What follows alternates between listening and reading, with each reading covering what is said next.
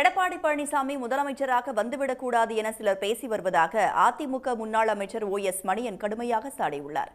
நாகையில் நடந்த அதிமுக கூட்டத்தில் பேசிய அவர் இவ்வாறு தெரிவித்தார். எடப்பாடியார் முதலமைச்சராக வந்துவிடக்கூடாது என்று சில தருதலைகள் ஏதோ பேசிக் கொண்டிருக்கிறது, ஏதேதோ செய்து கொண்டிருக்கிறது. அதை பற்றி கவலைப்படாதீர்கள். நான் கேட்கிற ஒன்றே ஒன்றுதான்.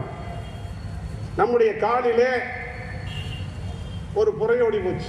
புறையோடி போன கால டாக்டர் என்ன சொல்றாரு? இதுக்கு மேல காப்பாற்றணும்னா அது வரைக்கும் வெட்டி போட்டிருக்கேங்கிறார். அதுபோல இன்றைக்கு எடப்பாடியார் புறையோடி போனவர்களை வெட்டி போட்டிருக்கிறார்.